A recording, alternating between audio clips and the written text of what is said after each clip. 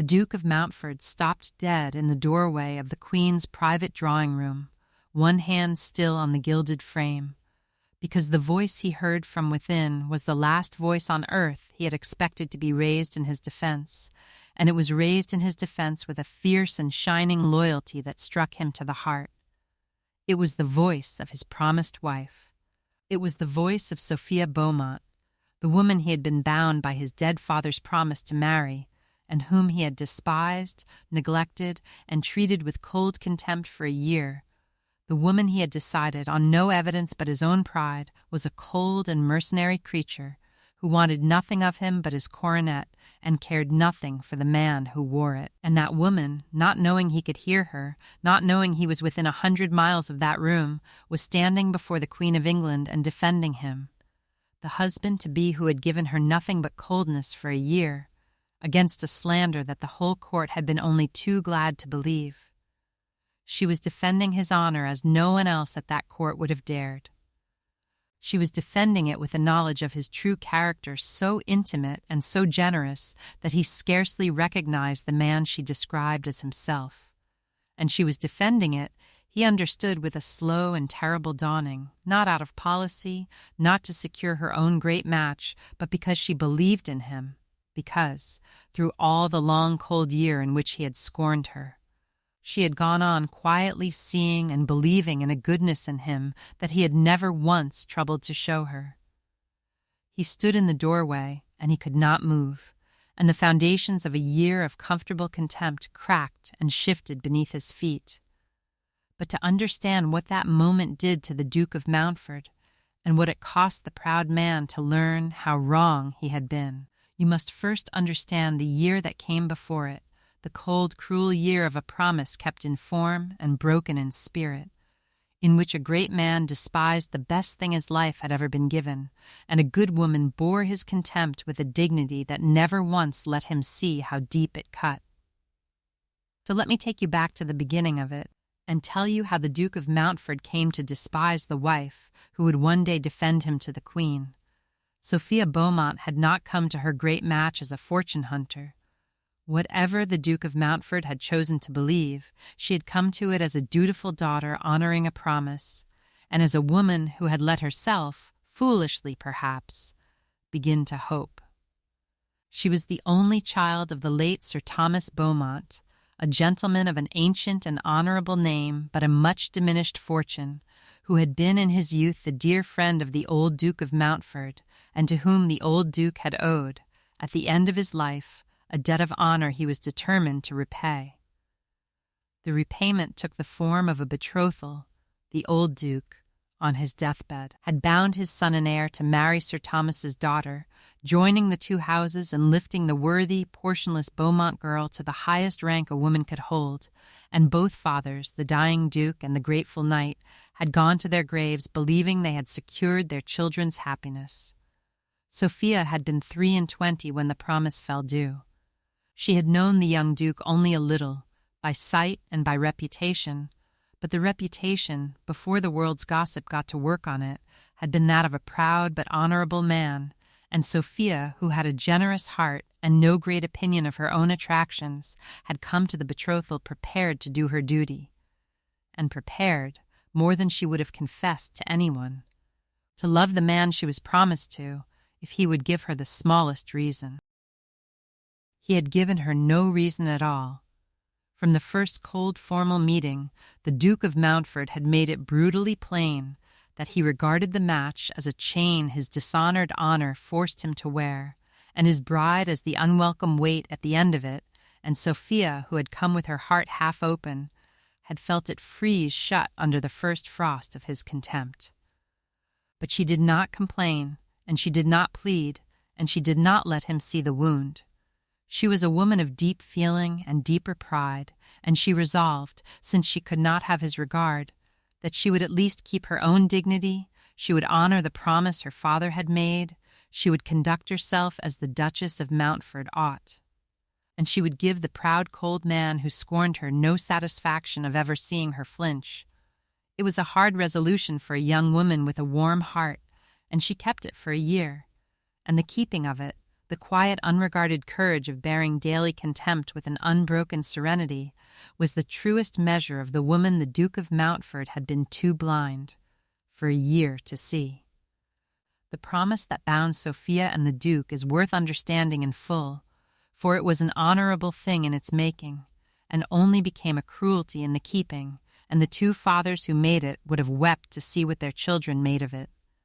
The old Duke of Mountford and Sir Thomas Beaumont had been friends in their youth, before the world set them so far apart, had been at school together, and had served together, and had shared in the careless intimacy of young men, a friendship that neither rank nor the long divergence of their fortunes had ever quite dissolved.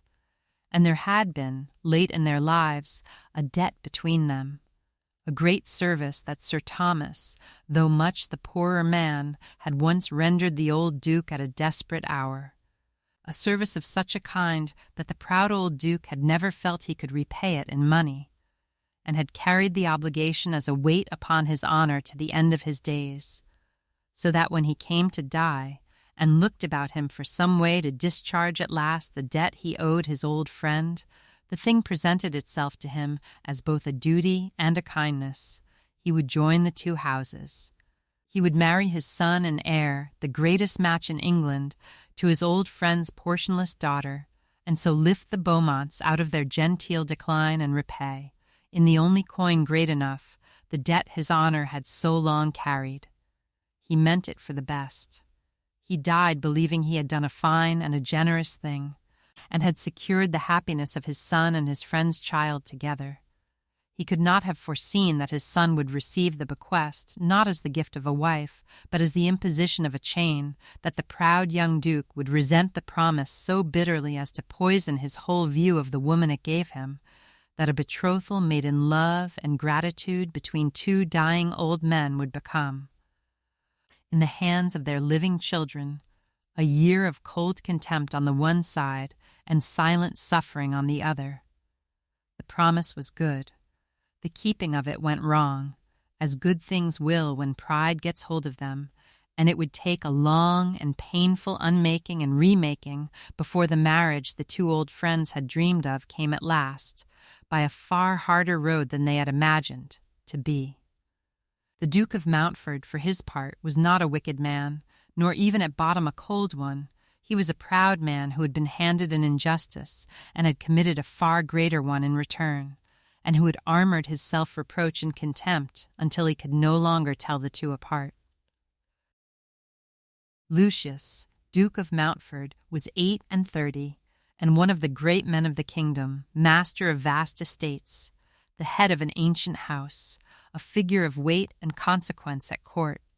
He had also, until his father's last illness, been his own master, free to choose his own course and his own wife in his own time, and the deathbed promise that bound him, without his consent. To marry a portionless girl he had never courted had struck his proud spirit as an intolerable tyranny exercised from beyond the grave.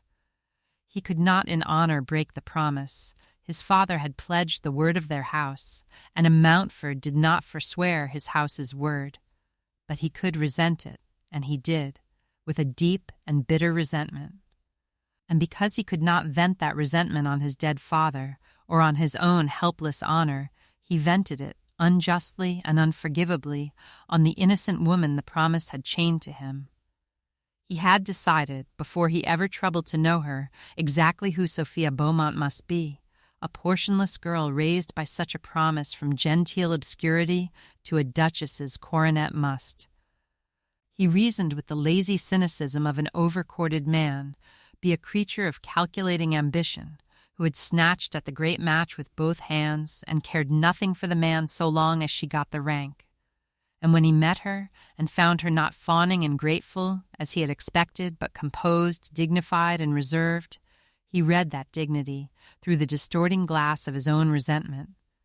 Not as the wounded pride it was, but as cold mercenary disdain, the disdain of a woman who had got what she wanted and need trouble herself no further about the man she had got it from. The reading was entirely false, and a kinder or a less prejudiced man would have seen through it in a week. But the Duke did not want to see through it, for his false picture of her gave him license to despise her. And despising her was the only revenge his chained honor allowed him. And so he built his cold contempt on a foundation of pure misjudgment and lived behind it for a year, never once suspecting that the woman he had decided was his mercenary jailer was in truth the most loyal heart in England, breaking quietly behind a dignity he had mistaken for disdain. Their first meeting set the pattern of the whole year, and it is a bitter thing to relate, for it was a meeting at which two people who might have been happy together began, through pride on the one side and wounded pride on the other, to make each other wretched. Sophia had prepared for it with a fluttering heart. She had told herself sternly not to hope, and had hoped anyway. Had dressed with care, and schooled her face to calm, and gone to meet her betrothed resolve to be everything a man could wish in a wife, if only he would meet her halfway. And the Duke of Mountford had come to that first meeting in the worst possible humor, his resentment of the whole arrangement at its blackest, determined in advance to find his enforced bride exactly the scheming nobody he had decided she must be. He had been cold to the point of insult. He had looked at her as a man looks at a piece of property forced upon him, had addressed her with a clipped, icy civility that made his contempt unmistakable, had let her see, in the first quarter of an hour, that he regarded their union as a disaster and herself as its unwelcome cause. And Sophia, her warm hopes withering under that frost, had done the only thing her pride left her to do. She had drawn herself up, and grown cool and composed and distant to match him, and given him back civility for civility, and let nothing of her hurt show in her steady face. It was the worst thing she could have done for his good opinion, and the only thing she could have done for her own dignity, and she could not have known the cost of it. For the Duke, watching her grow cool and reserved before his eyes, took her dignified withdrawal as the final proof of his theory. Here was no warm, hopeful girl, he told himself, but a cold, calculating creature who, having secured her great match, did not trouble even to pretend an interest in the man.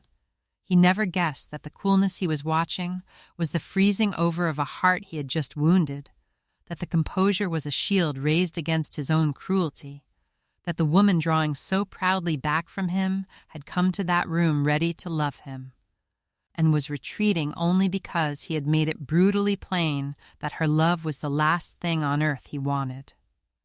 They parted, that first day, each confirmed in a misjudgment of the other, and the long, cold year was begun. The daily texture of that cold year is painful to dwell on, but it must be glanced at, for it was the soil out of which Sophia's astonishing loyalty grew, and the measure of how much she forgave when forgiveness came to be asked.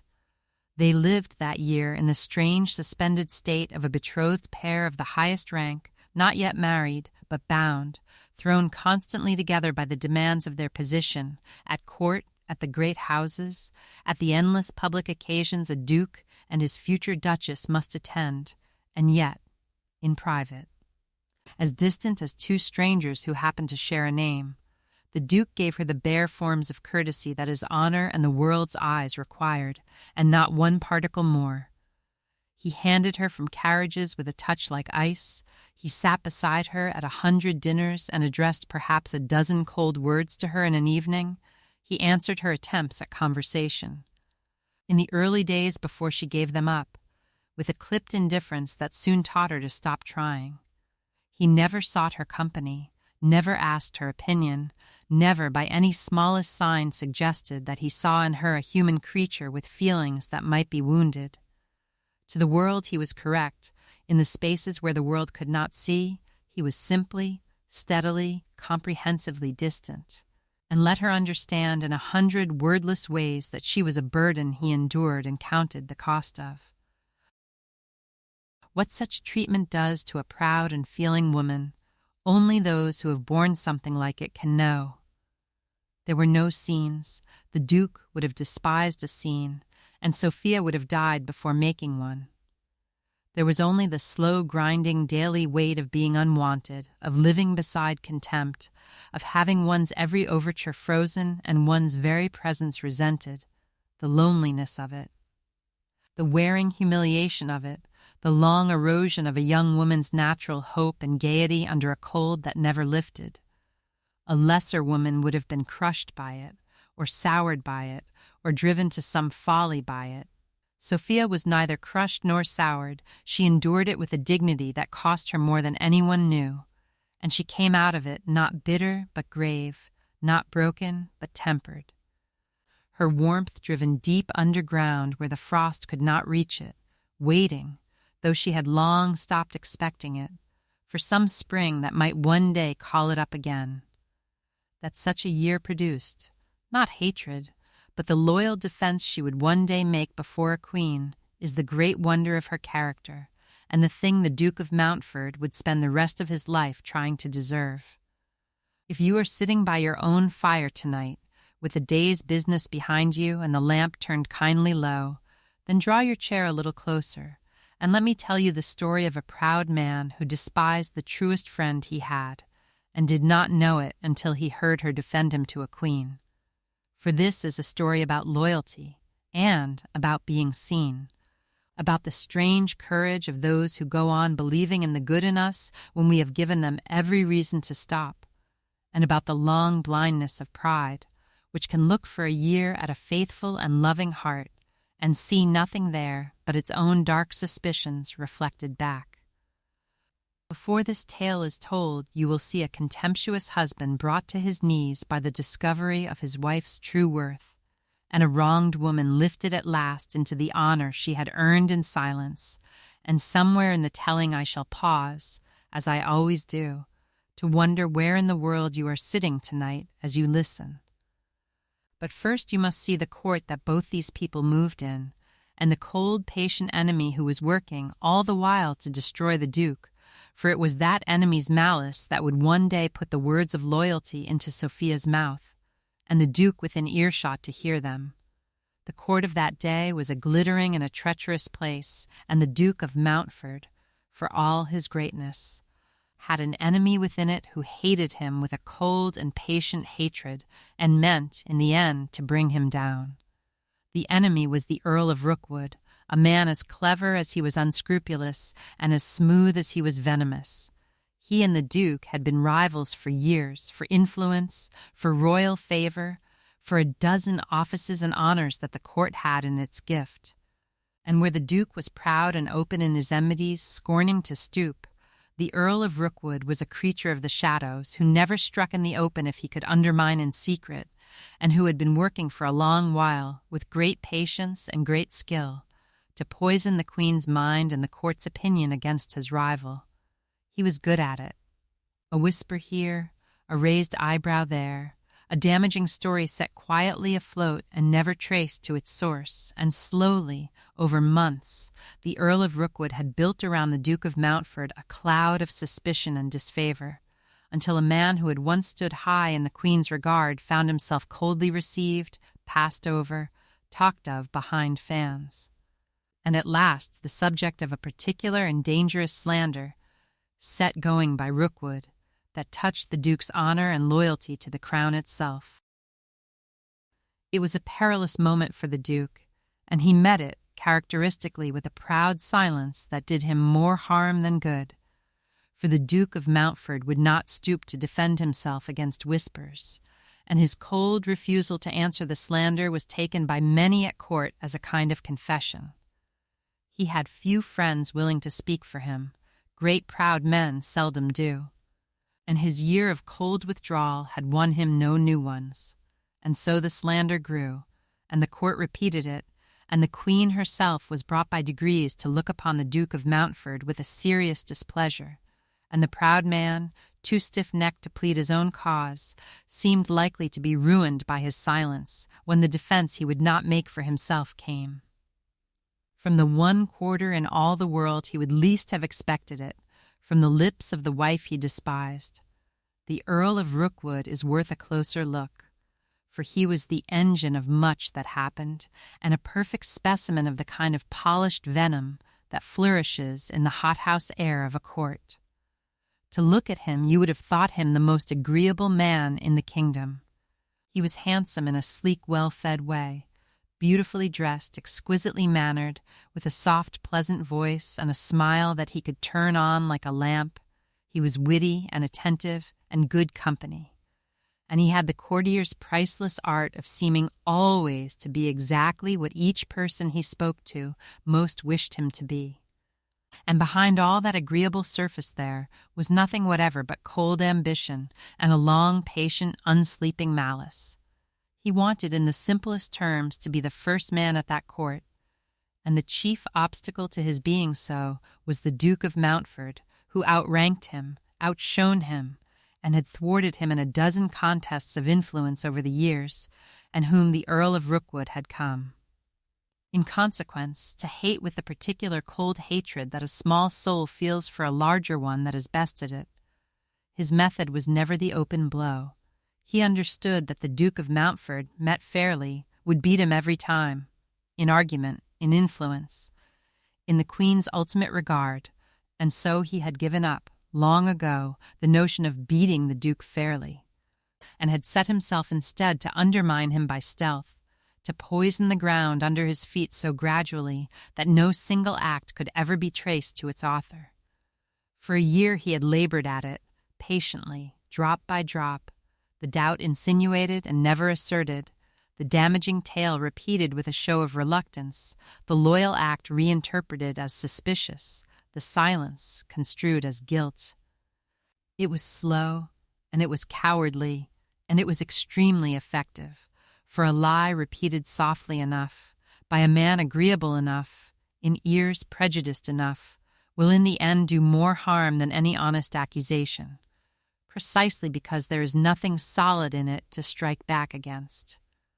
The Duke of Mountford, a proud, honest man who fought his battles in the open, was almost defenseless against such an enemy, and he might very well have been destroyed by him, slowly and untraceably, had not the Earl of Rookwood made the one mistake such men always eventually make, which was to grow overconfident and to carry his poison, one evening, into a room where a loyal heart was listening. How Sophia bore the year of his contempt is the heart of what the Duke had failed to see, and it is worth dwelling on, for there is a kind of heroism in it that the world gives no medals for. She was, remember, entirely in his power, and entirely without escape. The promise bound her as fast as it bound him. She could not break it without dishonoring her dead father's name and her own, and she had nowhere else in the world to go. No fortune, no near family, nothing but the great cold marriage that loomed before her and the great cold man who made it plain, every day, that he wished her at the bottom of the sea. A weaker woman would have wept or raged or stooped to plead for the kindness he withheld. A meaner one would have schemed or sulked or repaid his coldness with petty spite. Sophia did none of these things. She held her head up and did her duty, and met his disdain with a serene, unbroken courtesy that gave him nothing to despise and nothing to pity. She ran the part of his great household that fell to her with a quiet competence, was gracious to his servants and his tenants and his guests, bore herself at court with a dignity that drew the grudging respect even of those who repeated the gossip about her, and never, by so much as a tightened lip, let the Duke of Mountford see that his coldness touched her at all. And here is the thing that he could not have guessed, the thing that made her endurance not merely dignified but extraordinary. She had not stopped seeing the good in him. Most women, frozen out for a year, would have hardened their hearts to match, would have decided that a man so cold deserved no better than coldness in return, and shut him out as he had shut them out. Sophia could not do it. She watched him, in the long silent months, more closely than he ever knew, and she saw, beneath the proud cold contempt he showed her, the things he showed the world, the scrupulous justice he dealt his dependents, the private charities he never spoke of, the deep-buried loneliness of a man at war with his own heart, the honor that held him to a promise he hated rather than break his houses. Word. She saw, in short, the man his contempt for her had hidden from her, and she went on, against all reason and all encouragement, believing in that man, loving him, a little, in spite of everything, with the helpless loyalty of a generous heart that cannot stop seeing worth where worth is. It was the strangest and the most thankless love in England, given to a man who scorned it and did not know it existed, and it was about to save him. There is a question that hangs over Sophia's whole conduct, and a fair-minded listener may have asked it already.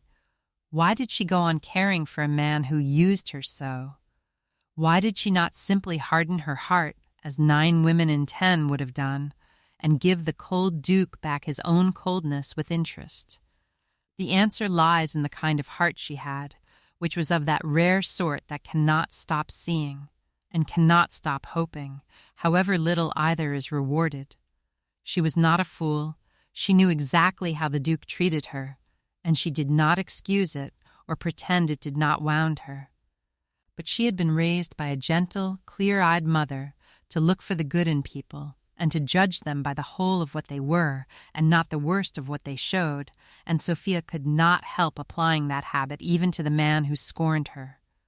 She watched him through the cold year with the close, involuntary attention of a wife-to-be who has nothing else to study, and watching.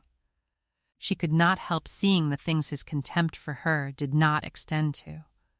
She saw him deal with a dishonest steward with a stern justice that was scrupulously fair to the man's innocent family. She saw him, who never spoke a kind word to her, ride out in foul weather to sit by the bedside of a dying old tenant who had served his father. She came, by 100 such small unguarded glimpses, to know a man quite different from the icy tyrant of her own drawing-room, a man of deep-buried decency, at war with something in himself, lonely in the midst of his greatness. And against all sense she found she could not hate that man. She could resent the Duke who was cold to her. She could not hate the Duke she saw being good to others, the Duke she suspected, with a woman's stubborn intuition, of being better than his treatment of her. So she did the strange, divided thing that only a generous heart can do. She held the cold husband at arm's length, guarded herself against his cruelty, and yet went on, quietly and hopelessly, believing in and even loving the better man she was sure lived somewhere behind the frost. It was not weakness. It took a far stronger heart to keep faith unrewarded than to harden in self-defense. It was the deepest strength she had. And it was the reason that, when the moment came and his enemy maligned him before a queen, there was loyalty ready in her to leap to his defense. For you cannot defend, out of pure conviction, a man you have allowed yourself to despise, and Sophia, alone in all that court, had never once allowed herself to despise the Duke of Mountford, however richly he had earned it. There was one person at that court who saw Sophia clearly from the first, and valued her as she deserved, and that was the Dowager Marchioness of Penhurst, who became the wronged young woman's champion and her one true friend in a treacherous place. The Dowager Marchioness was a great old lady of near 70, a power at court these 50 years, shrewd, fearless, and plain-spoken, with a tongue that princes had learned to respect, and a heart a good deal warmer than her formidable manner let most people guess. She had been, long ago, the dearest friend of Sophia's late mother, and when she saw the daughter of her old friend brought to court as the despised bride of the Duke of Mountford, treated with coldness by her betrothed and with sly malice by the gossips, the old Marchioness took one clear look at Sophia's dignified endurance, recognized the quality of it at once, and appointed herself, without being asked, the girl's protector. She drew Sophia under the wing of her own great consequence. She made it known, in her blunt, formidable way, that she regarded Miss Beaumont as a young woman of the first character, and would take it very ill in anyone who suggested otherwise. And she gave Sophia, in the loneliness of that cold court, the one thing she most needed, which was a friend who saw her truly and stood by her without reserve. It was the Dowager Marchioness, too, who understood before anyone the cruelty of the Duke's treatment of his bride, and who alone dared to speak to Sophia of it. She had watched the whole sorry business with a shrewd and pitying eye, and she grieved for the waste of it, a fine man and a fine woman, bound together and made for each other, kept apart by nothing but the man's stiff-necked pride and a misjudgment any fool could have corrected. Once, and once only, she had tried to open the Duke's eyes, had said a few blunt words to him about the quality of the wife he was throwing away, and the Duke had received them with such cold, proud civility, such a plain unwillingness to hear a word in Sophia's favor, that the old lady had seen it was hopeless, and had held her peace, and had turned her energy instead to supporting the girl and waiting, with the patience of the old, for the day when something would crack the Duke's blind pride open. She did not know how that day would come, but she knew Sophia's worth, and she knew that worth has a way of telling in the end, and she meant to be standing by her friend's daughter when it did. The friendship that grew between Sophia and the Dowager Marchioness of Penhurst was one of the few warm things in that cold year, and it is pleasant to turn aside and dwell on it a moment, for it shows Sophia loved and valued by someone whose judgment the whole court respected. The old Marchioness had not sought the acquaintance out of charity, though charity would have moved her had it been needed. She had sought it because she had loved Sophia's mother, dead these 10 years, with the deep, loyal friendship of two clever women in a world that did not much value cleverness in women, and when she saw her dead friend's daughter come to court. She had gone to look at the girl half in sentiment and half in curiosity, expecting to be touched and prepared to be disappointed. She had been neither.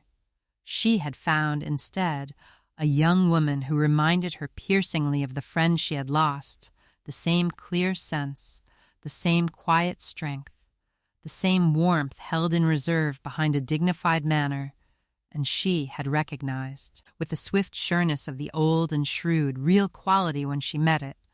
From that hour the Dowager Marchioness was Sophia's friend, and being the woman she was a friend worth a regiment.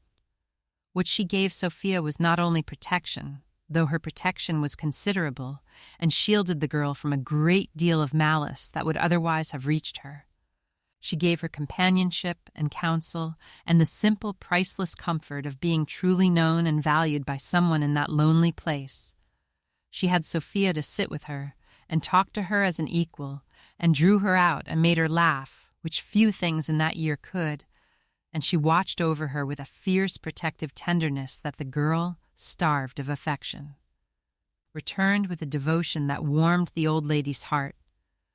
They were an odd pair to see together, the formidable old great lady and the grave young woman, but they suited each other deeply, and each was the better for the other, and it was the Dowager Marchioness, in the end, who would throw her whole weight into Sophia's vindication and stand beside her at the last, for she had taken the daughter of her old friend into her heart, and the Dowager Marchioness of Penhurst did not do things by halves. It is worth pausing, before the great scene in the Queen's drawing-room, on the particular danger of the moment for the Duke, so that you may feel, as the court felt, how near to ruin he truly stood when Sophia rose to speak. A man standing at a court is a strange and fragile thing, built of nothing more solid than opinion, and capable of being destroyed by opinion alone. The Duke of Mountford had committed no crime. There was no act of his that any honest inquiry could have faulted. But the Earl of Rookwood's long campaign had done its work, and the Duke now stood under that most dangerous of clouds, the cloud of a doubt that has no single shape to be answered. It was not that anyone could prove the Duke disloyal, it was that everyone had begun, vaguely, to wonder, and at a court to be wondered about is already half to be condemned. The invitations had grown fewer. The Queen's manner had cooled.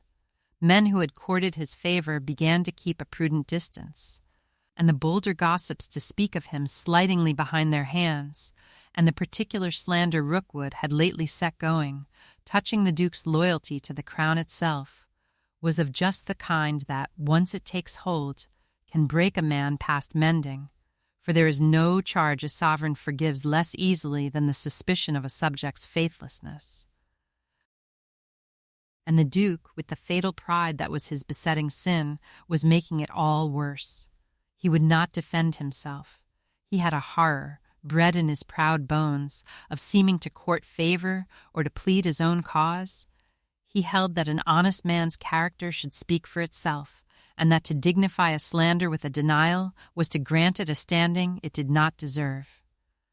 It was a noble principle, and in his case a ruinous one, for the court, watching him meet the whispers with a cold, proud silence, did not read that silence as the contempt of an innocent man, but as the sullenness of a guilty one. Every day he held his proud tongue, he sank a little lower. He was, in plain truth, destroying himself by his own stiff-necked virtue. And the Earl of Rookwood had only to wait and watch and let the Duke's own pride finish the work the Earl's malice had begun. That was the desperate state of things on the evening Sophia Beaumont, who had no standing, no power, and nothing to gain, rose in the Queen's drawing-room to do for the Duke the one thing he was too proud to do for himself. The day came on an ordinary evening at court, in the Queen's own drawing-room, and it came because the Earl of Rookwood overreached himself and carried his slander against the Duke into a room where Sophia Beaumont was sitting quietly in the shadows. It was one of the Queen's smaller evenings, a gathering of the inner court, and the Duke of Mountford was not present, having been, of late, less and less in favor and less inclined to show himself. Sophia was there, in attendance on the Dowager Marchioness, seated a little apart, as was her habit, saying little, observing much. And the Earl of Rookwood, emboldened by his success and the Duke's absence, chose that evening to press his attack.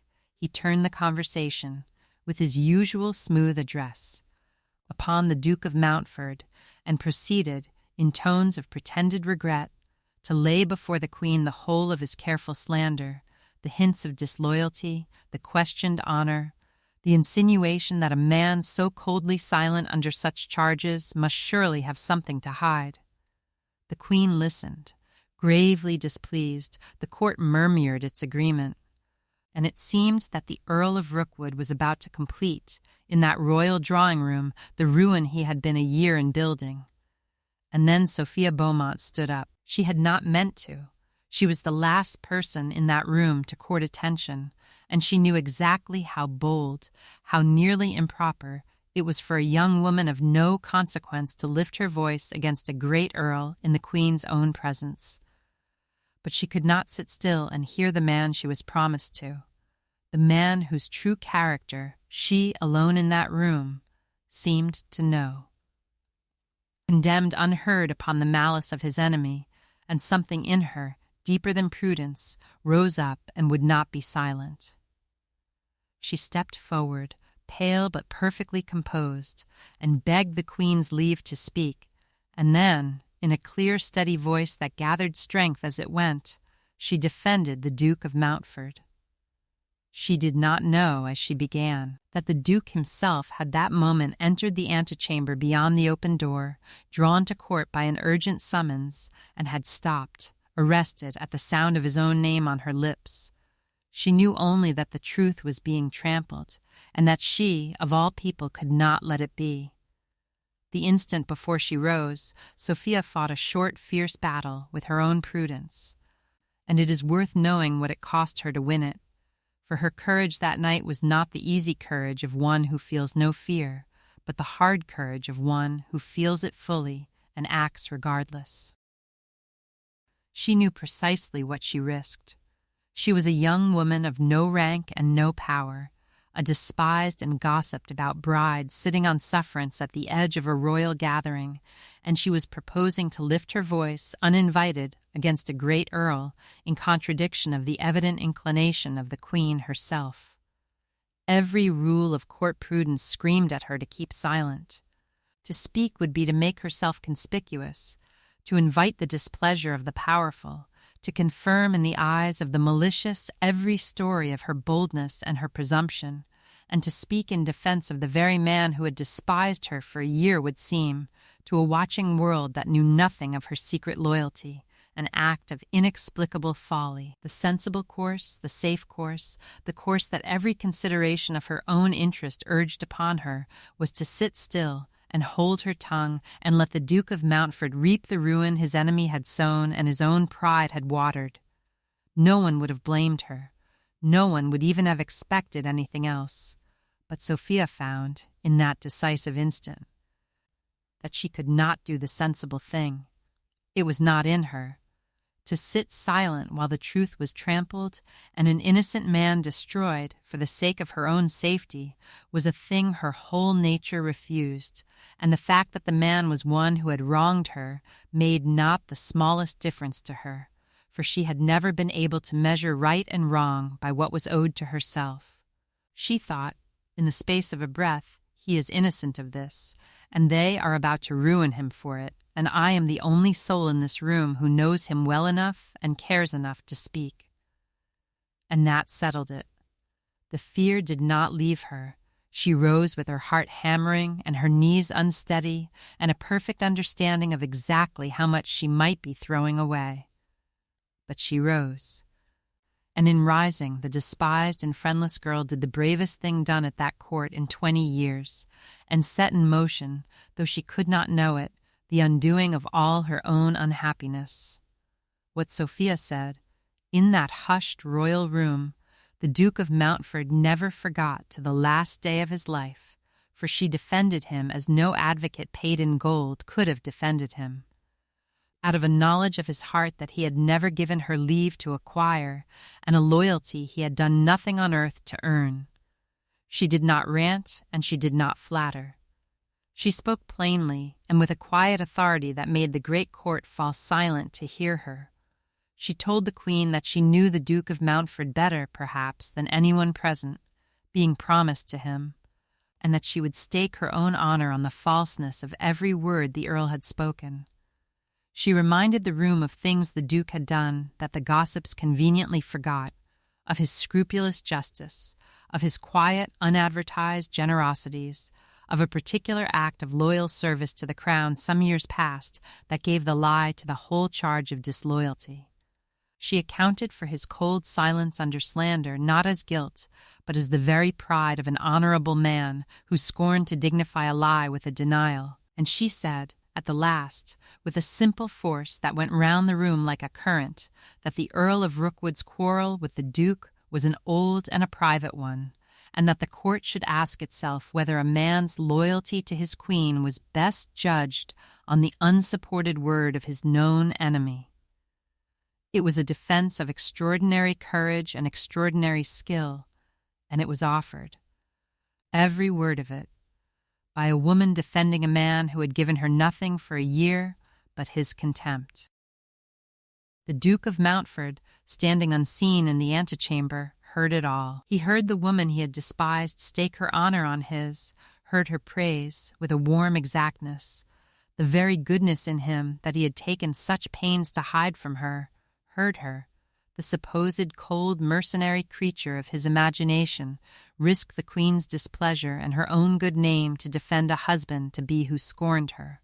And as he listened, the whole elaborate false picture he had built of her for a year, the picture that had justified his contempt and salved his wounded pride, simply crumbled into dust, and behind it, revealed at last, stood the real Sophia Beaumont, loyal and brave and generous past anything he had imagined, the truest heart in England.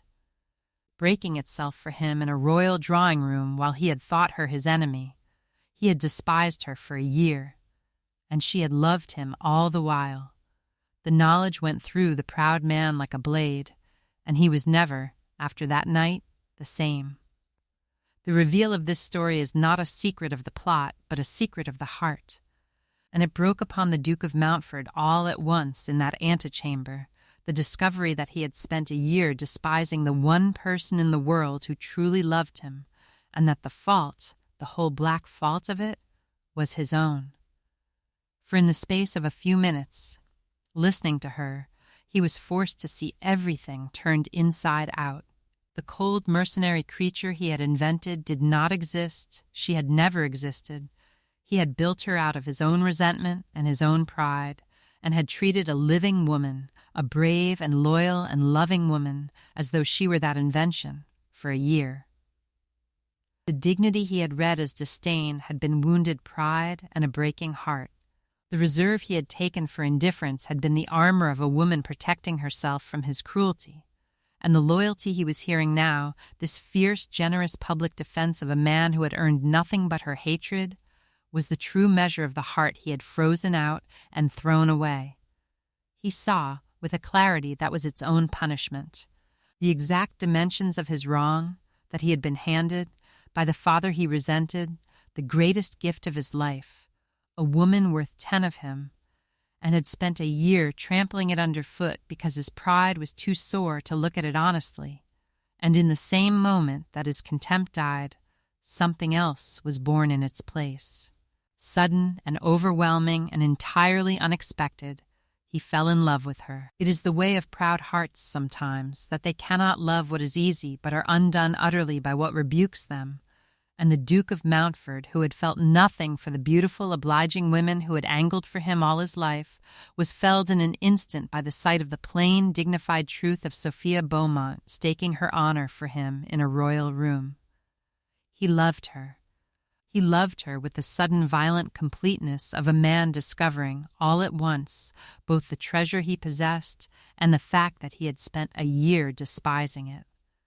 But the love came hand in hand with a shame so deep he could scarcely breathe under it, for he understood, even in that first moment, that he had forfeited every claim on her.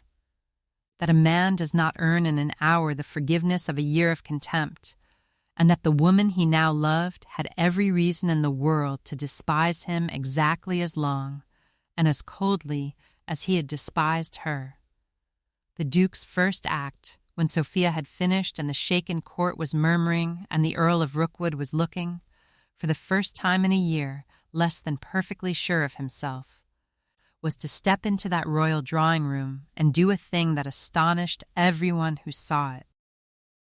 He crossed the room to where Sophia stood, still pale from her own daring, and before the Queen and the whole assembled court he bowed to her, low and gravely, with a deference no one had ever seen the proud Duke of Mountford show to any living soul, and he thanked her, in a voice not quite steady. For a defense he said he had done nothing to deserve and would spend his life trying to be worthy of.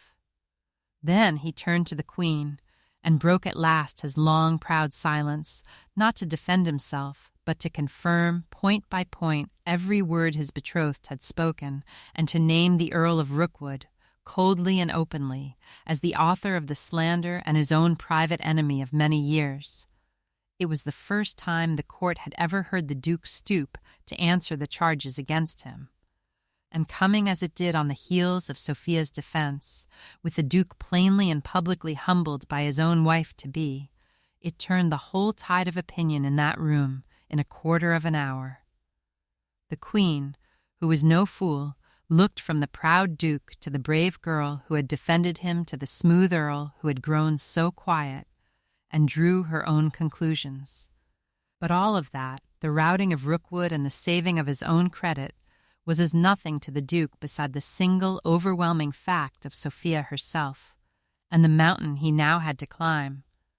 For he had come to his senses, and fallen in love, and seen the worth of the woman he had wronged all in the same half hour, and now he had to do the hardest thing such a man can be asked to do.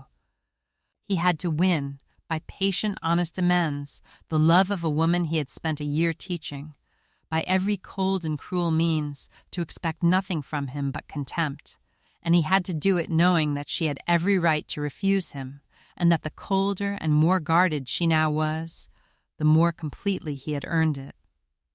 The proud Duke of Mountford, who had never in his life had to work for a woman's regard, set himself at last to work for the only regard he had ever wanted, and he found, as he deserved to find, that it was not going to be easily won.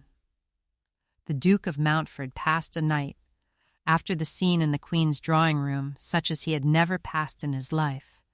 For a proud man's first honest reckoning with his own wrongdoing is a kind of agony, and the Duke had a year's worth of it to face in a single dark.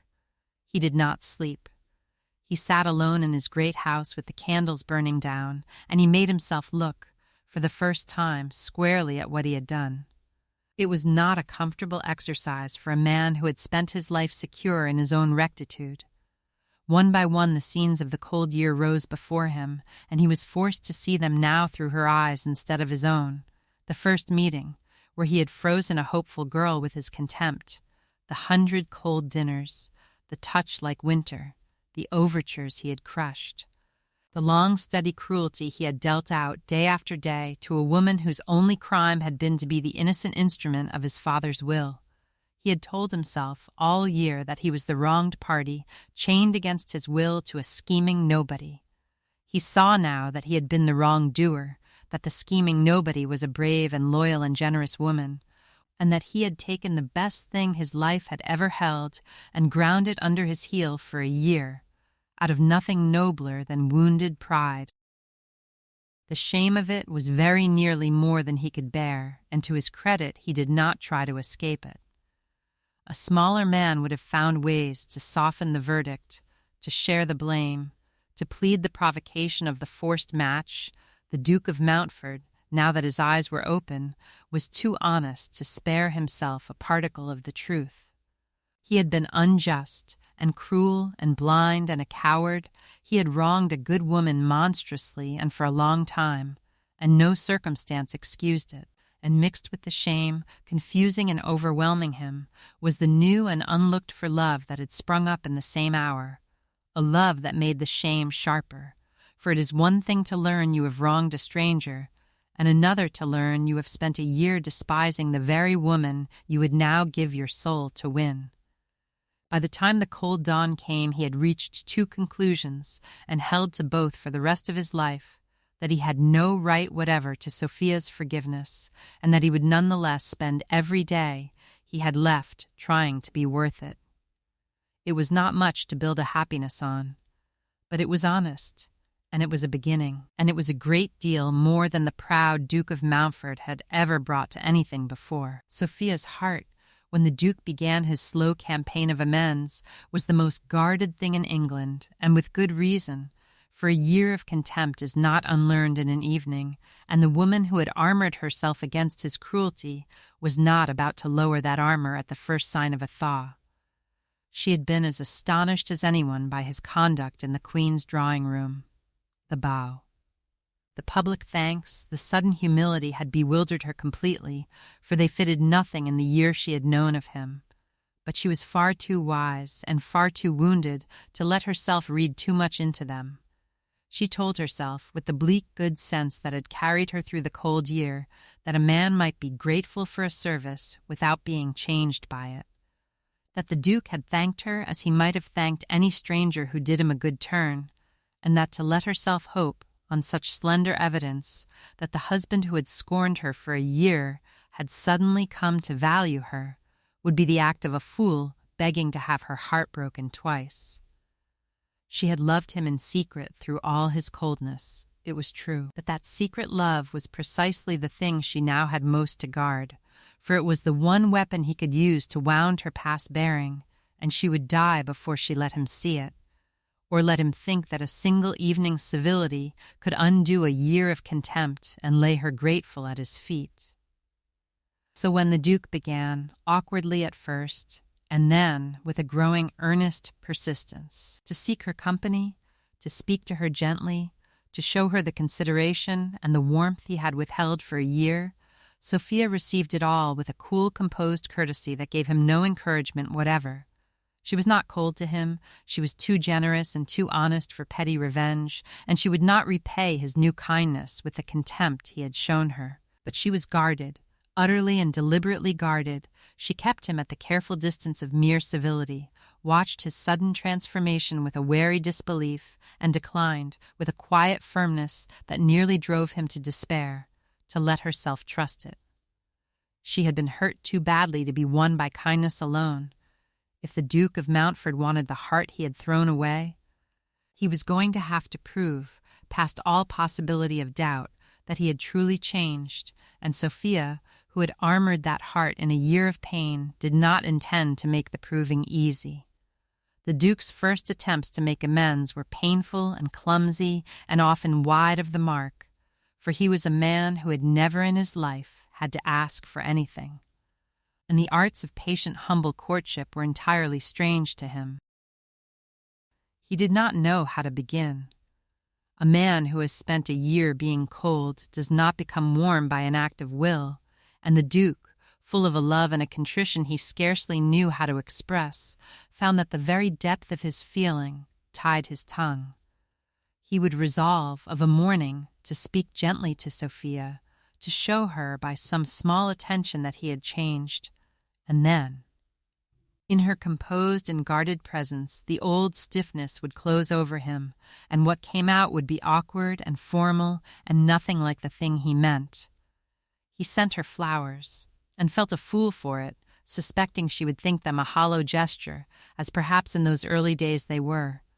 He sought her company at the great occasions where for a year he had ignored her, and stood beside her tongue-tied, painfully aware that the attentions he was now paying must look, to her and to the watching world, like exactly the sort of thing he had so conspicuously withheld.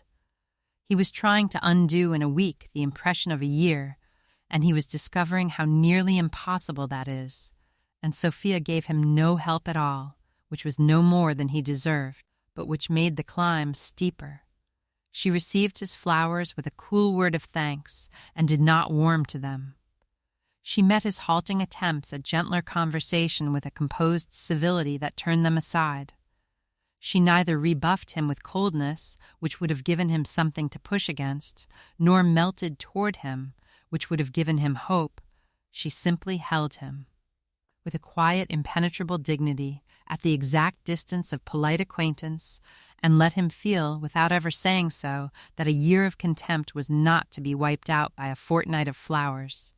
It was maddening to him, and it was just, and to the Duke's slow credit, he came to understand that it was just, and did not resent it. He set himself to be patient, to keep on, to prove himself by steady deeds rather than pretty gestures, and to earn, by however long a labor it took, the trust he had so thoroughly destroyed.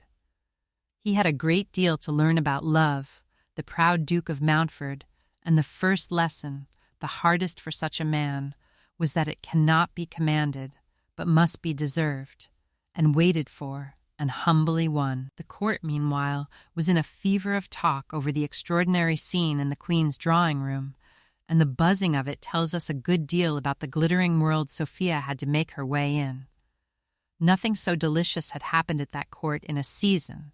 The despised bride of the Duke of Mountford, the portionless nobody everyone had been pitying or sneering at for a year, had risen up in the Queen's own presence and routed the Earl of Rookwood with a defense of her betrothed that half the court had not believed her capable of opening her mouth to deliver, and the Duke, the haughty Duke who had treated her like dirt for a 12-month, had been seen to bow to her before them all and thank her with tears in his eyes. It was a reversal of every expectation, a drama played out in the highest quarter, and the whole palace fell upon it with the delight it reserved for the unexpected disgrace of one of its own and the unexpected triumph of an underdog. For days one heard nothing else. Sophia found herself, overnight, the most talked-of woman in the palace, stared at wherever she went, her every look and word reported and dissected, an object of sudden intense curiosity to courtiers who had not troubled to learn her name a week before. And the talk, as court talk will, divided sharply and showed the world in its true colors. The generous-minded and those who loved a brave deed admired Sophia without reserve, and said openly that she had behaved magnificently, and that the Duke was a fortunate man and a great fool to have taken a year to find it out. But the envious and the malicious, and above all the friends and creatures of the beaten Earl of Rookwood, did not admire her at all. They resented her, as small natures always resent a courage they could not have shown themselves, and they began, almost at once, to look for ways to bring the upstart girl down. It was from this second party that the danger would come, for the Earl of Rookwood, watching the tide of admiration rise around the girl who had defeated him, understood that her very triumph had made her the more necessary to destroy, and that the surest way to ruin the Duke he hated was now, beyond question, through the brave wife who had saved him. The court's delighted buzzing, in short, was the pleasant surface. Underneath it, the malice was already gathering, and Sophia. for all the sudden admiration, was less safe than she had ever been. It was at this point, with the Duke laboring to win his wronged betrothed, and the court still buzzing over the scene in the Queen's drawing-room, that the Earl of Rookwood, beaten in the open but by no means defeated, changed his line of attack and turned his cold malice upon Sophia herself. He was a clever man, and he had understood at once where the new danger to him lay. He had spent a year ruining the Duke of Mountford and had been within a hand's breadth of success, when a slip of a girl had undone the whole of it in a quarter of an hour and turned the Queen's mind back toward his rival. The Earl did not forgive that, and he did not forget it, and he saw, moreover, that the girl had become the Duke's weak point in a new way, for it was plain to a watcher as shrewd as Rookwood that the proud Duke was now wholly besotted with the wife he had lately scorned. So the Earl laid his plans accordingly. If he could not destroy the Duke directly, he would destroy him through Sophia. He would ruin the girl's good name, and so either break the match that was restoring the Duke's credit or chain the Duke to a disgraced and discredited wife. Either way he would have his revenge, and the slandering of one obscure and friendless young woman was, to a man of the Earl of Rookwood's stamp, a small enough thing to undertake. He went about it with his usual patient cunning. He could not attack Sophia's conduct, which was spotless, so he attacked, as such men do, the very thing that had defeated him, her bold defense of the Duke.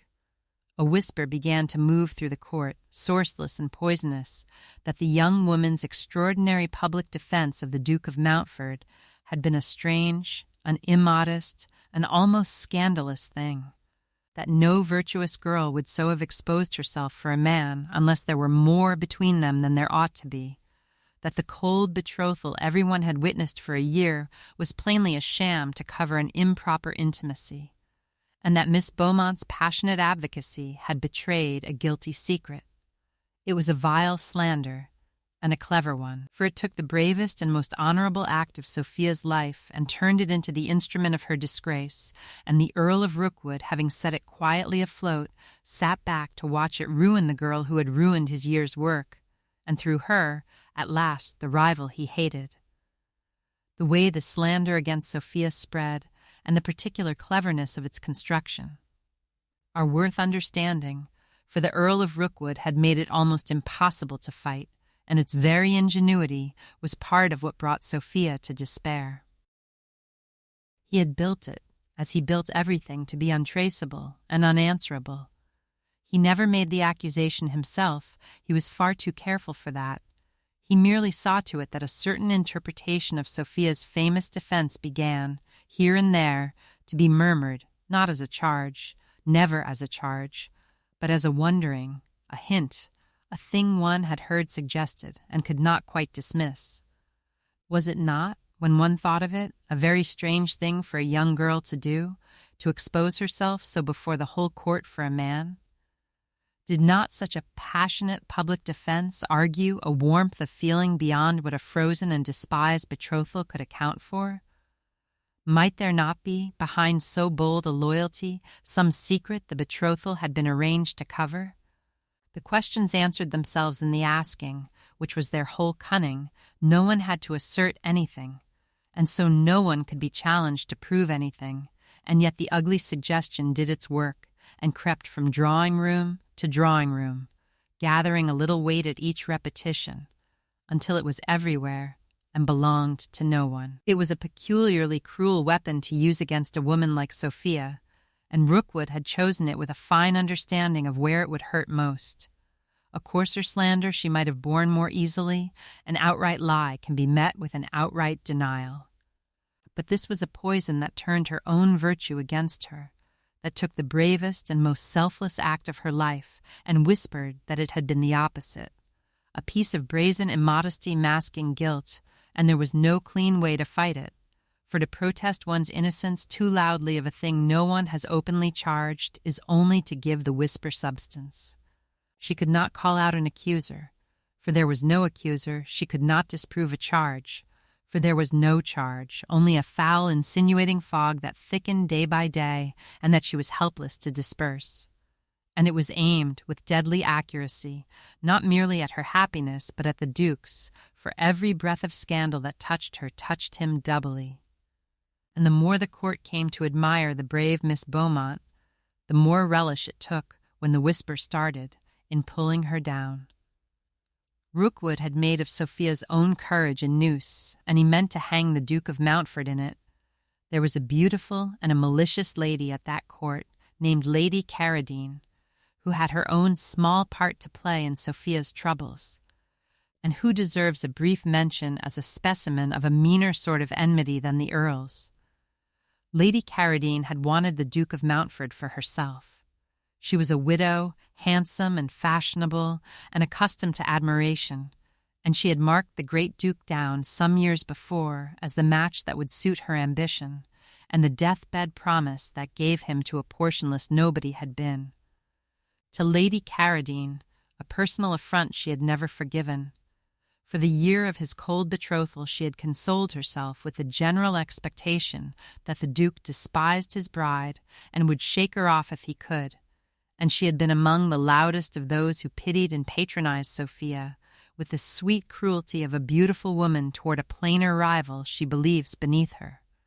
The scene in the Queen's drawing-room, and the Duke's sudden devotion that followed it, had therefore struck Lady Carradine as a double outrage. Not only had the nobody kept the Duke, she had won his heart, the very thing Lady Carradine had failed to do, and the beautiful lady's patronizing pity curdled, on the instant, into a venomous jealousy. She was not clever enough, nor patient enough to have devised Rookwood's slander, but she was exactly the instrument it needed to spread, and she threw herself into the spreading of it with a will. It was Lady Carradine who carried the whisper into the rooms Rookwood could not reach, who gave it the authority of a beautiful woman's confidential murmur, who added to it the thousand small embellishments of feminine malice that made it stick.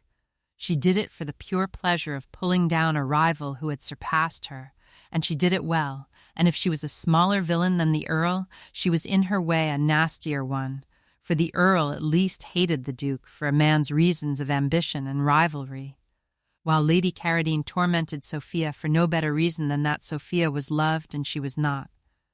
She would have her own small reckoning at the end, when the whole malicious structure came down. But for the present she fluttered and whispered and did her poisonous work, and helped to bring the woman she envied very low. The slander struck Sophia at her most vulnerable point, and it brought her, for the first time in the whole long ordeal, to the edge of despair, for she could have borne disgrace for her own sake, but she could not bear to be the ruin of the very man she had tried to save.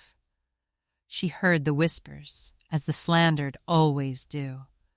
She saw the cooler glances, the heads that turned away, the invitations that ceased. She understood with her quick, clear mind exactly what was being said of her, and exactly who had set it going and why.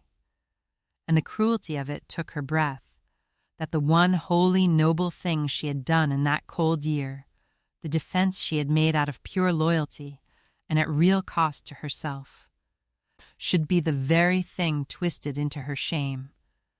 But it was not her own disgrace that broke her. It was the slow, sick realization of what her disgrace would do to the Duke. For the slander was so framed that it could not touch her without touching him. If she were believed a girl of light character who had carried on an improper intimacy under cover of a sham betrothal, then he was believed her partner in it, and the credit she had won him in the Queen's drawing-room would turn to a fresh and worse scandal, and the enemy she had defeated would have his victory after all, and through her. She had stepped forward once to save the Duke of Mountford from ruin, and now, by that very act, she seemed to have brought a worse ruin upon him.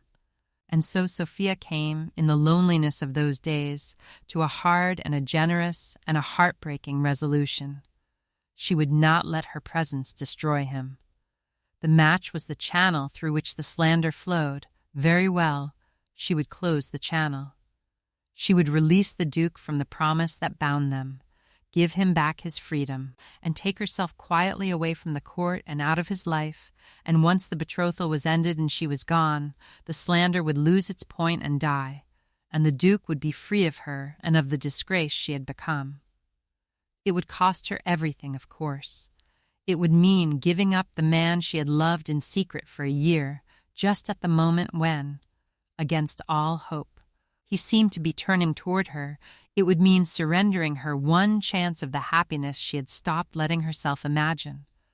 But she had long practice in giving up what she wanted, and she did not hesitate. She loved him too well to be his ruin, and she resolved to go to him and offer to set him free, exactly as he had once, in the cold beginning, so plainly wished to be free of her. The reasoning by which Sophia talked herself into giving the Duke up bears looking at closely, for it was the reasoning of a generous heart at the end of its strength, and there was a flaw in it that she was too weary and too sad to see. She had reached, by those dark days, a kind of exhaustion that is more dangerous than any single grief. The cold year, the sudden bewildering thaw, the dizzy elevation of her public triumph, and now the cruel descent into slander, had worn her down past the point where she could reason clearly about her own happiness. And into that exhaustion the old habit of self-sacrifice flowed like water into a channel long prepared for it. She had spent her whole life giving things up for others. It was the deepest groove in her nature, and now, faced with a danger to the man she loved, she reached for the familiar remedy almost without thinking. If her presence harmed him, she would remove her presence. If the betrothal was the channel of the scandal, she would end the betrothal. It was the same logic by which she had given up her youth, her hopes, her every claim on happiness, for one duty after another, and it had the same noble, self-erasing shape and the same fatal readiness to assume that her own good was the thing that ought to be sacrificed. The flaw in it, which a less weary woman might have seen, was that it took no account at all of what the Duke might want. Sophia had so thoroughly schooled herself through the long cold year to expect nothing from him, to count herself unwanted, to assume that her absence would always be more welcome to him than her presence, that even now, even after the beau and the public thanks and the awkward, earnest courtship, she could not quite bring herself to believe that he might actually wish to keep her at any cost. She thought she was sparing him a burden. She did not let herself imagine that she might be tearing from him the one thing he now most desired. And so her sacrifice, generous as it was built on the very misjudgment his cruelty had taught her, the belief that she was, to the Duke of Mountford, a thing to be endured at best and gladly relinquished at worst. She was about to discover how wrong that belief had become, but she went to him to offer him his freedom in the perfect conviction that she was doing him a kindness, and braced only for the pain of having that kindness coldly accepted. But when Sophia went to the Duke of Mountford to offer him his freedom, she found a man utterly transformed from the one who had once coveted it, and her generous sacrifice, instead of releasing him, called forth from him at last the full declaration of his changed and humbled heart. She made her offer with the same dignity she had brought to everything. She told him plainly of the slander, and of what it threatened to do to him. She said that she would not be the cause of his ruin, and she offered, steadily and without tears, to release him from his father's promise, to end the betrothal and remove herself from the court, so that the scandal might die for want of fuel. She had braced herself for almost any answer, for a cold relieved acceptance, for an awkward gratitude even, in her bleakest imagining, for the eager freedom he had once made so plain he longed for. She was not braced for what she got.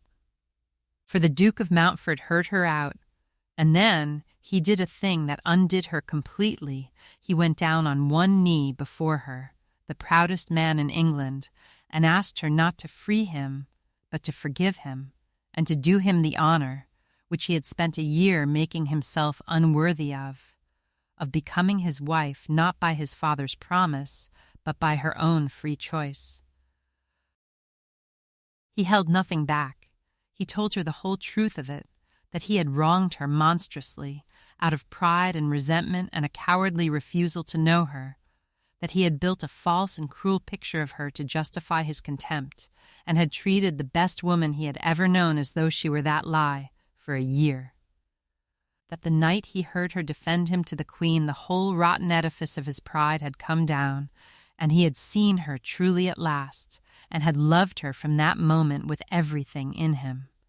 He told her that he knew he had no right to her love, and did not ask for it, that he asked only the chance to spend the rest of his life earning the forgiveness he had no claim to. And as for the slander, and his ruin, and her noble plan to save him by going away, he swept it aside with a flash of the old pride turned at last to its right use. He would not be saved by sacrificing her. He would not let the woman who had defended him before a queen be hounded from court by a coward's lie, and he would deal with the Earl of Rookwood and clear her name before all the world. In a manner the Earl would not soon forget. He did not want his freedom. He wanted her, and he meant, this time, to fight for her as she had fought for him. What Sophia felt when the proudest man in England went down on one knee before her and asked not for his freedom but for her pardon is something she could never afterward put into words, for it was the overturning, in a single moment, of everything a year of contempt had taught her to believe about herself and about him. She had steeled herself so completely for his cold acceptance that for a few seconds she could not understand what was happening.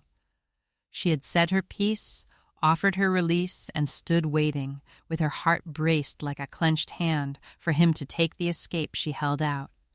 And instead of taking it, he had crossed to her and gone down upon his knee, and the sight was so impossible, so utterly outside everything she knew of the Duke of Mountford, that her mind refused it. The Duke did not kneel. The Duke did not ask pardon. The Duke despised her, and wished her gone, and would surely seize with relief the freedom she was offering. That was the fixed and frozen fact around which she had built a year of her life.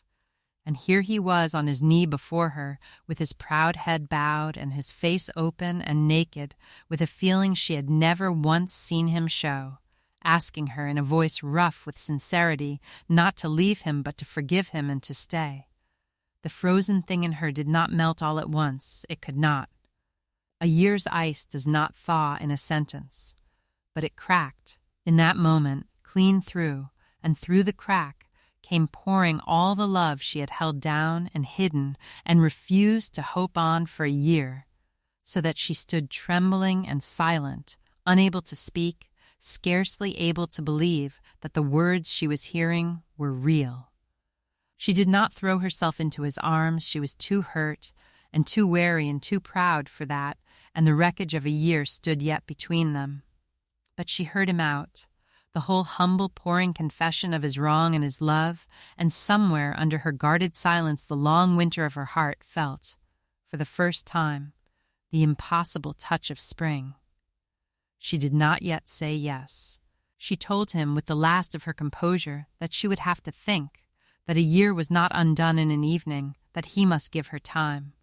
But she did not say no, and the Duke of Mountford, kneeling before her, understood that he had not been refused, and that the door he had thought he had slammed forever was, by some miracle he had done nothing to deserve, still open the width of a hand.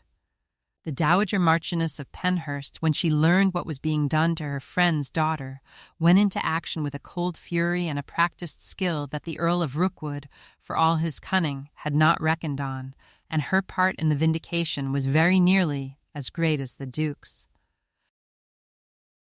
She had watched the slander gather with mounting anger, and when she saw that it threatened to drive Sophia from the court and break the match, she set aside her usual amused detachment and threw the whole of her formidable consequence into the fight. 50 years at that court had given the old Marchioness a knowledge of its workings and a web of obligations and alliances that few could match.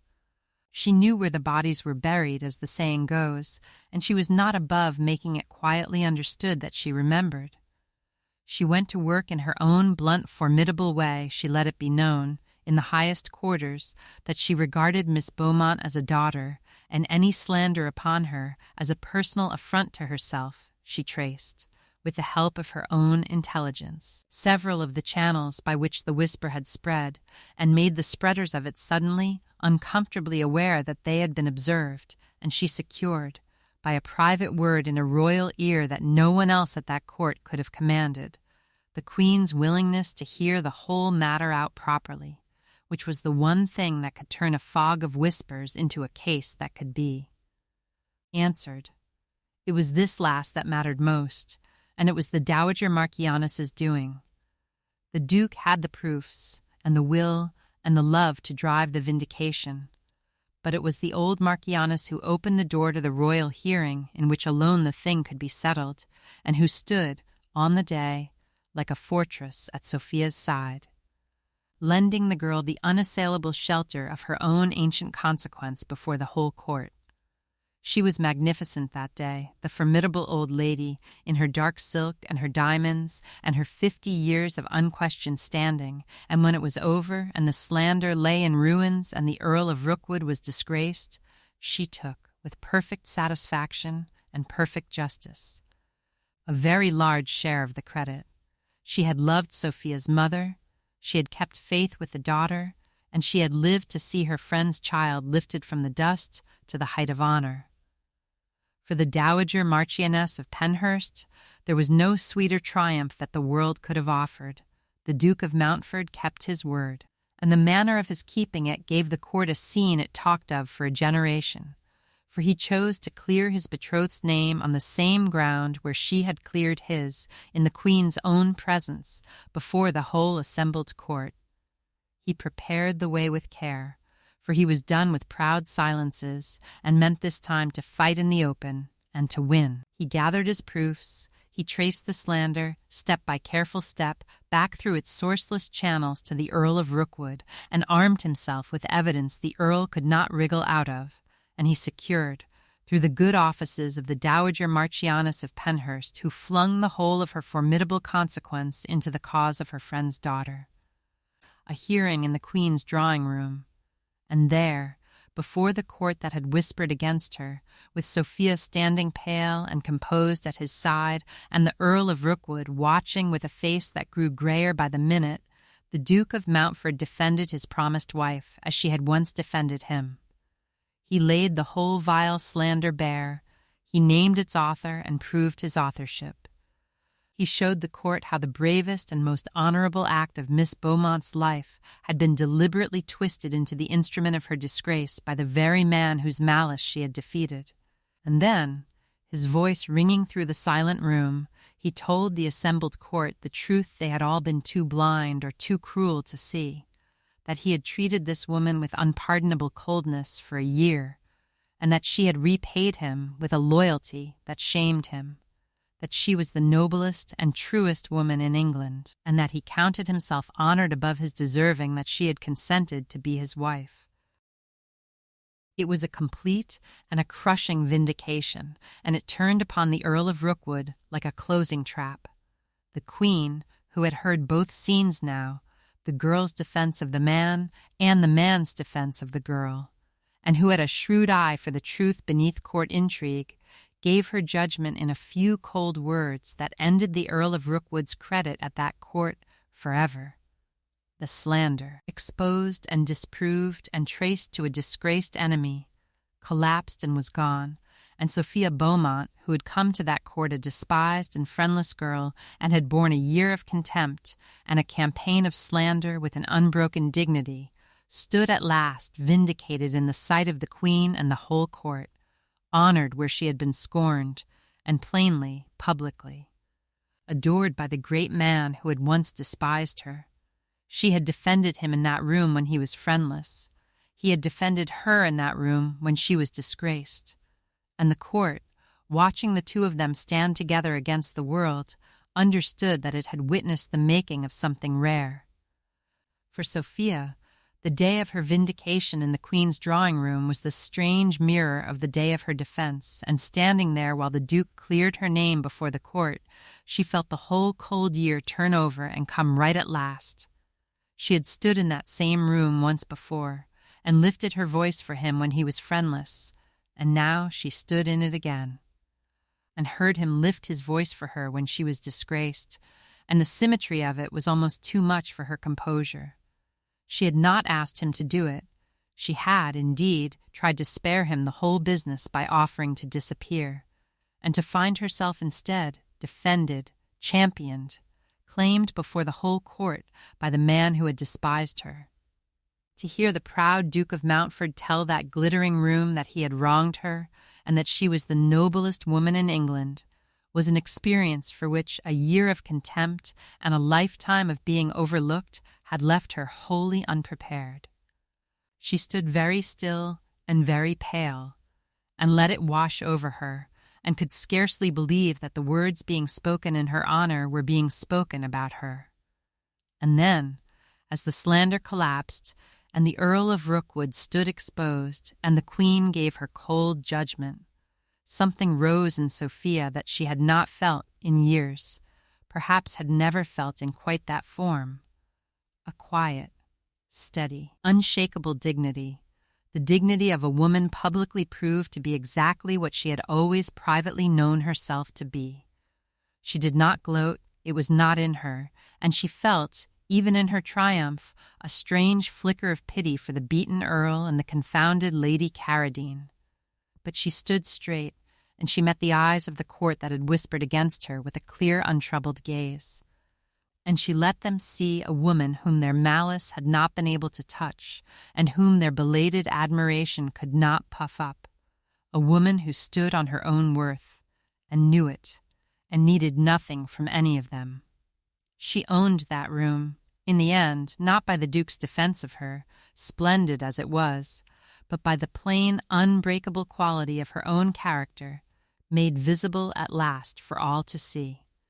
The despised nobody of a year ago stood vindicated in the sight of the Queen and the whole court, and she had earned every inch of it herself, in silence, long before any of them thought to honor her for it.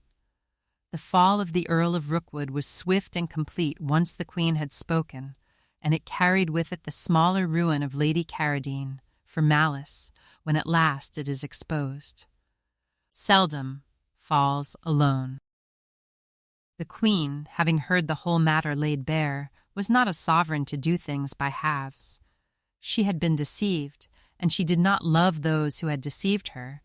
She had been brought, by a patient liar, to wrong a loyal subject, and to countenance the persecution of an innocent girl, and her anger when she understood it was cold and royal and final. She withdrew her countenance from the Earl of Rookwood entirely and at once. There was no scene, no public stripping of honors. There did not need to be. A few cold words, a marked coldness of manner, a clear and unmistakable signal that the Earl had forfeited the royal favor forever, were enough, for at a court the sovereign's withdrawn favor is a death. And everyone present understood that the Earl of Rookwood, who had schemed for 20 years to be the first man at that court, was finished there, and would spend the rest of his days in the outer darkness of those whom the great no longer find it worth their while to know. He left the court within the week, and was not missed, and the offices and honors he had coveted went, in the natural course of things, to the rival he had tried to destroy. Lady Carradine's ruin was smaller, but, to a woman of her sort, scarcely less bitter. Her part in spreading the slander, once the thing was exposed, could not be entirely hidden, and though she had committed no crime the law could touch, she found herself, in the weeks that followed, quietly and comprehensively cut by everyone whose good opinion she valued. The Dowager Marchioness of Penhurst saw to that, with a few well-placed words and the cold dropping of an acquaintance, and the fashionable world, always quick to abandon a loser, followed the Marchioness's lead. The beautiful, malicious lady who had tormented Sophia out of envy found the doors that mattered closing against her, and the admiration she had lived on cooling into a polite contempt, and she had the long mortification of watching the rival she had despised rise into a happiness and an honor she could only envy the more bitterly for having tried, and failed, to prevent. It was no more than she had earned, and no one was disposed to pity her, and Sophia, who alone might have been moved to, was by then too happy to spare her enemies more than a passing thought. Between the Duke's kneeling and Sophia's final yes there lay a space of some weeks, and they were perhaps the most important weeks of the whole story, for it was in them that the marriage was truly made, not in the promise of two dead fathers, and not in the drama of the Queen's drawing room, but in the quiet, patient work by which a wounded woman came to trust a changed man. She had asked him for time, and to his lasting credit he gave it to her without complaint or pressure, though it must have been an agony to a man who now wanted her with his whole soul. He did not crowd her, or plead or try to hurry her gratitude into love. He had learned, at last, that her heart could not be commanded, and he set himself simply to be, day after day, the man he should have been from the beginning, and to let her watch him be it. And Sophia watched. She watched him defend her name without being asked and clear it at his own cost. She watched him bear her continued guardedness with a humble patience the old proud Duke could never have managed. She watched him in 100 small, unguarded moments, as she had watched him through the cold year. Only now what she saw was tenderness where there had been frost, and she began slowly, cautiously, to let herself believe it was real. What finally won her was not any grand gesture, but the accumulation of small, honest ones, and above all the plain evidence that his change had cost him his pride, and he had paid it gladly.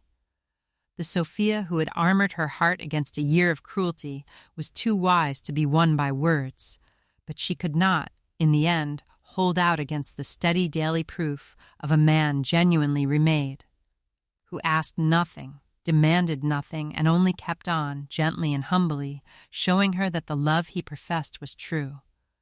The ice that a year had laid down took some weeks to melt, but it melted at the last, and one quiet evening Sophia told the Duke of Mountford, simply and without drama, that she had decided to marry him, and that she did so not because her father had promised her, nor because the world expected it, nor out of any motive but the one that mattered, that she had loved him against all sense for longer than he knew, and that she believed now that he loved her too. It was the freest choice she had ever made, and the best, and the Duke received it as the undeserved mercy it was. The marriage of the Duke and Duchess of Mountford, when at last it came, was as different from the cold contractual thing both had once dreaded as a living fire is from a painted one, and the watching court, which had seen the whole strange story unfold, marveled at the warmth of a union that had begun in such a frost. He spent the rest of his life making amends, and counted it the best work he ever did. The proud Duke of Mountford, who had begun by giving his wife nothing, ended by giving her everything, his trust, his confidence, his whole guarded heart laid open at last, the partnership of all his affairs and the sharing of all his thoughts, a tenderness, the more touching for coming so late and so hard, that astonished everyone who remembered the man he had been. He never forgot what he had so nearly thrown away, and the memory kept him gentle. A man who has once despised the treasure of his life and been given it back by undeserved grace does not lightly take it for granted again.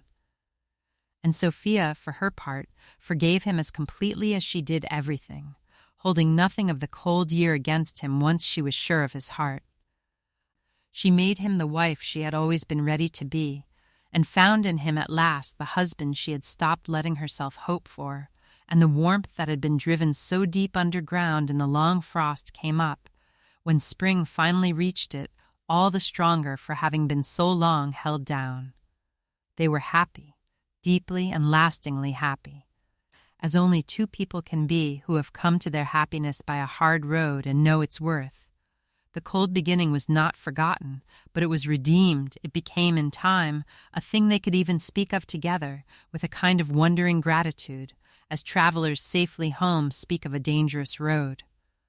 He would say sometimes that the best thing he had ever done was to walk, by accident, past a certain open door, and she would say sometimes that the hardest year of her life had bought her the truest happiness of it, and that she would not, knowing the end, have had it otherwise. The promise that two dying old men had made, and that their children had so nearly wrecked, came right at the last, by a stranger road than either father could have dreamed. And the houses of Mountford and Beaumont were joined, as the old Duke had wished, not merely in name and rank, but in a love that did honor to them both. They were married that spring, no longer by a dead man's promise, but by the free, glad choice of two living hearts, and the marriage of the Duke of Mountford and his Duchess became, in time, a byword at that court for what such a union could be. It did not all mend in a day. Sophia, who had armored her heart through a year of pain, did not fling that armor off the moment he knelt to her. She made him court her in earnest, made him prove his change through a long, patient spring of gentleness and humility. And the Duke, who had learned at last the worth of what he had nearly thrown away, bore the proving without complaint and counted every day of it a mercy he had not earned. But her heart had never truly stopped loving him, and his had wakened past all turning back, and slowly, surely, the cold distance of that first dreadful year gave way to a warmth that astonished everyone who had witnessed the beginning. He spent the rest of his life making amends, and never thought he had made enough. She forgave him wholly, as great hearts do, and loved him the better, perhaps, for having seen him humbled, and the proud Duke of Mountford, who had begun by despising the gift his father gave him, ended by knowing it for the one wholly good thing in his life, and said so, often, to anyone who would listen. The Earl of Rookwood left the court in disgrace and was not missed. The Dowager Marchioness of Penhurst took the entire credit for the match, as was her right, and lived to see her dead friend's daughter the most honored Duchess in England. And if there is someone in your own life, my friend, whose worth you have been too hurried, or too proud, or too sure of your first impression, to truly see, then I hope this old story will give you pause tonight before the candle gutters, for the world is full of quiet, loyal hearts going unregarded, and full, too, of the proud and hasty who do not know what stands before them until they are in danger of losing it. The Duke of Mountford looked at a faithful and loving woman for a whole year and saw nothing there but his own dark suspicions. And he was a clever man, and not a cruel one at bottom, and still his pride made him blind. That is the warning in the tale, and it is worth taking to heart, that we see very often not what is before us, but what we have already decided is before us, that pride and resentment and a hasty first judgment can blind even an honest eye to a worth standing patiently in plain sight, and that the person we have been quickest to dismiss may be the very one who, in our hour of need, will prove our truest friend. The Duke was saved by the loyalty of the wife he despised. He had done nothing to earn it. It was there all the same, given freely in the dark, asking nothing, and it was waiting, when he finally had the wit to see it, to be the making of him. So look again, tonight, at whoever it is you have been overlooking. Look at the patient, unglamorous loyalty that asks nothing and is so easily missed. Look at the quiet worth that does not advertise itself. Look, perhaps, at someone who has gone on believing in you when you gave them little reason. For loyalty given in the dark is the rarest and most precious thing there is, and it is a poor exchange to repay it, as the Duke so nearly did, with a year of blindness. It is never too late to open your eyes. The Duke of Mountford opened his in the doorway of a queen's drawing-room, hearing a voice he had despised raised in his defense, and the opening of them was the saving of his life. May yours be opened gentler and sooner, and may you see. Before you are in any danger of losing it, the faithful heart that is even now, perhaps, standing quietly at your side. So bank your fire now, and turn your lamp low, and let the small sounds of the night settle around you. A proud man despised the truest heart in England for a year, and learned his folly only when he heard that heart defend him to a queen, and a good woman, who had every reason in the world to hate him, loved him in silence through all his coldness, and was honored at the last exactly as much as she had been wronged. Somewhere tonight, by a fire I shall never see, you have sat with a wronged and loyal woman, and watched her vindicated, and watched a proud man humbled into love, and perhaps you have thought of some loyalty of your own, given and not yet seen, or some person you have been too proud or too hasty to truly look at. I should dearly love to know where in the world you are listening from, and I will leave you with this, which is the whole of the matter, that loyalty given in the dark is not wasted, though it go a long while unrewarded, that the heart we have wronged may be the very heart that saves us, and that it is never, while we live, too late to open our eyes and see at last the worth that has been standing patiently before us all along. Sleep well. There will be another fire and another story when next the candles are lit.